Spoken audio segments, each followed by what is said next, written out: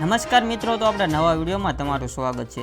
તો આજે આપણે જોવાના છે કે હવામાનમાં આજે કેવો પલટાવ જોવા મળવાનો છે, કઈ કઈ જગ્યાએ વરસાદ પડવાની સંભાવના છે, કઈ કઈ જગ્યાએ ઝાપટા આવવાની સંભાવના છે અને કઈ કઈ જગ્યાએ કેવું કેવું એલર્ટ આપેલું છે, તે બધું સંપૂર્ણ આજના વિડીયોમાં જોવાના છે। તો વિડીયોમાં એન્ડ સુધી બન્યા રહેજો। આપણી ચેનલ ઉપર નવા હોય તો પહેલાં વિડીયોને લાઇક કરી દેજો, પછી સબસ્ક્રાઇબ કરી બાજુમાં બેલ બટન પણ મિત્રો દબાવી દેજો। તો ચાલો મિત્રો, આપણે જલ્દીથી આજનો વિડીયો સ્ટાર્ટ કરી દઈએ અને આપણે જોઈ લઈએ કે કઈ કઈ જગ્યાએ વરસાદ પડવાની સંભાવના છે, કઈ કઈ જગ્યાએ વાદળછાયું વાતાવરણ રહી શકે છે। તો આજે મિત્રો છે તારીખ 28। તો 28 તારીખમાં આપણે સામે જ જોઈ શકીએ છીએ કે અત્યારે ભાવનગર જિલ્લામાં વરસાદ પડવાની પૂરી સંભાવના છે। એની સાથે જૂનાગઢ, વડોદરા, દાહોદ, પછી અહીંયા નંદુપુર, બારવાની, સુરત જેવા વિસ્તારોમાં વરસાદ પડવાની ફૂલ સંભાવના રહેલી છે। તો આગળ આપણે જોઈએ હવામાનના જણાવ્યા પ્રમાણે કે ગુજરાતના 5 જિલ્લામાં વરસાદ પડવાની ફૂલ સંભાવના છે।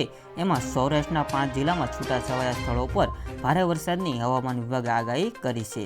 જેમાં આપણે જોઈએ તો પહેલા નંબર ઉપર આવે છે રાજકોટ।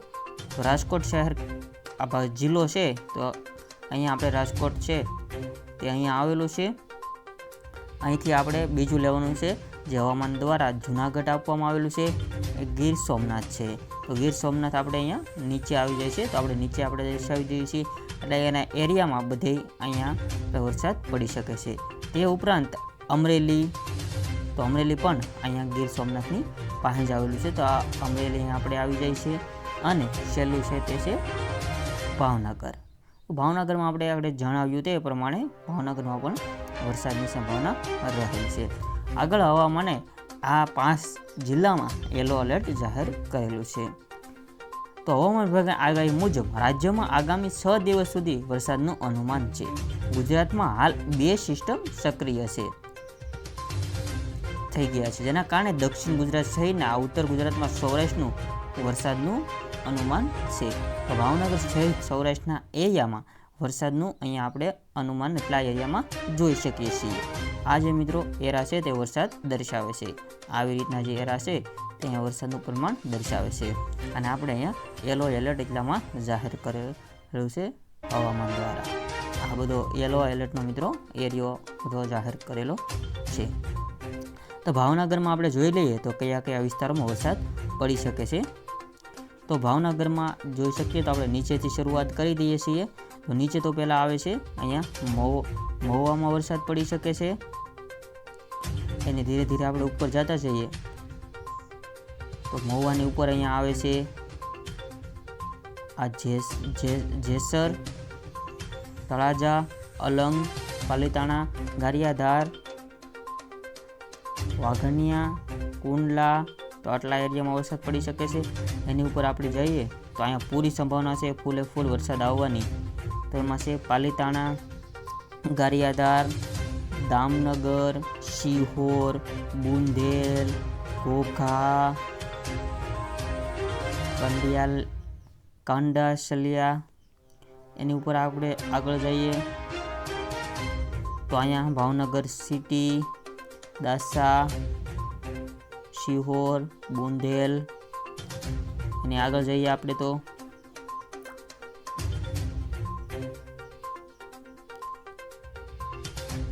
આવી રીતના મિત્રો બધી જગ્યાએ વરસાદ પડવાની પૂરી સંભાવના છે। અહીંયા બાબરા, પછી આ બાજુ આપણે થોડાક આવીશું ત્યાં વલભીપુર,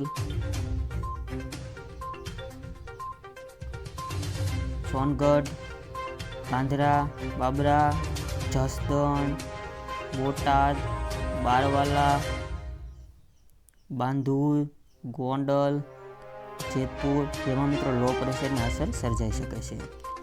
આગળ વધીએ તો આપણે હવામાન વિભાગે શું જણાવ્યું છે તેના વિશે વાત કરીએ તો હવામાન વિભાગ આગાહી મુજબ દક્ષિણ ગુજરાતના સુરત, નવસારી, વલસાડ, દમણ અને દાદરા નગર હવેલીમાં અતિ ભારે વરસાદની આગાહી છે।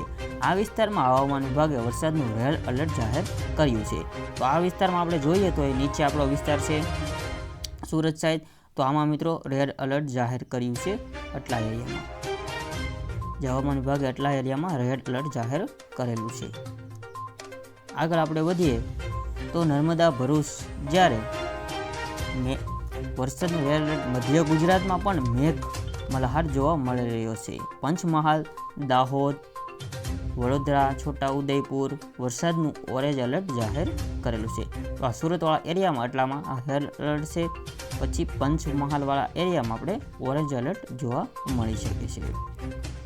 ત્યારે ઉપરની તરફ આપણે જોઈએ તો અમદાવાદ એરિયામાં મહેસાણા છે, અમદાવાદ છે, તે એરિયામાં પણ ફૂલ વરસાદની શક્યતા છે. તો મિત્રો જોઈ શકો છો અમદાવાદ, મહેસાણા, પાલનપુર, ડંગુરપુર, દાહોદ જેવા એરિયામાં પૂરેપૂરી વરસાદની રેડ એલર્ટ જાહેર કરેલું છે. તો તમને સ્ક્રીન ઉપર દેખાય છે તેમ આટલા એરિયામાં ફૂલ રેડ એલર્ટ જાહેર કરેલું છે. જોઈ શકો છો તો મિત્રો આ બધા એરિયામાં રેડ એલર્ટ જાહેર કરેલું છે.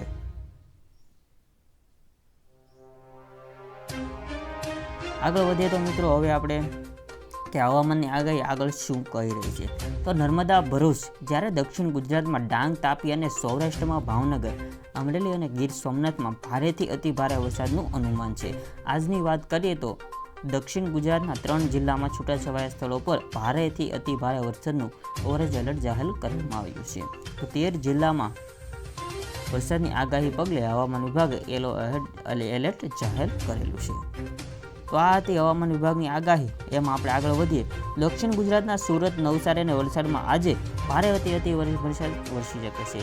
તો નર્મદા અને ભરૂચ, ડાંગમાં ભારે વરસાદનું યલો એલર્ટ જાહેર કરવામાં આવ્યું છે. સૌરાષ્ટ્રના 5 જિલ્લામાં છૂટાછવાયા વરસાદ, ભારે વરસાદની હવામાન વિભાગે આગાહી કરી છે. રાજકોટ, જૂનાગઢ, ગીર સોમનાથ, અમરેલી અને ભાવનગર માટે હવામાન વિભાગે યલો એલર્ટ જાહેર કર્યું છે. મધ્ય ગુજરાતના 4 જિલ્લામાં પણ વરસાદનું અનુમાન અહીં હવામાન કરેલું છે. વડોદરા, છોટાઉદેપુર, પંચમહાલ, દાહોદ તેમાં મિત્રો વરસાદનું યલો એલર્ટ છે. સંઘ પ્રદેશમાં દમણ અને દાદરા નગર હવેલી ભારેથી ભારે વરસાદનું ઓરેન્જ એલર્ટ જાહેર કર્યું છે. તો પ્રવાસન સ્થળ દીવમાં પણ ભારે વરસાદની શક્યતા રહેલી છે. એટલે કે મોસ્ટ ઓફ દરિયાકાંઠાવાળો એરિયો બધામાં મિત્રો અહીંયા તમને વરસાદનું ઓરેન્જ એલર્ટ અને રેડ એલર્ટ જોવા મળી શકે છે. તો પોરબંદર સાઈડ, દ્વારકા સાઈડ તો અત્યારે કોઈ વરસાદની બહુ ઝાઝી સંભાવના રહેલી નથી. હા, દીવને એની ઉપર મિત્રો જોઈએ આપણે અસર રહેલી છે. જ્યાં નીચેનો એરિયો છે મહુવા સાઈડ, ઉના, વેરાવળ, કોડીનગર, ત્યાં આ બધા એરિયામાં વરસાદની સંભાવના રહેલી છે. અહીંયા આ બધા એરિયામાં વરસાદની સંભાવના રહેલી છે.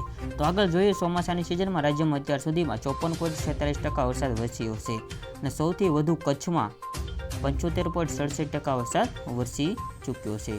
તો કચ્છમાં મિત્રો સૌથી વધારે આ વર્ષનો વરસાદ વરસી રહ્યો છે.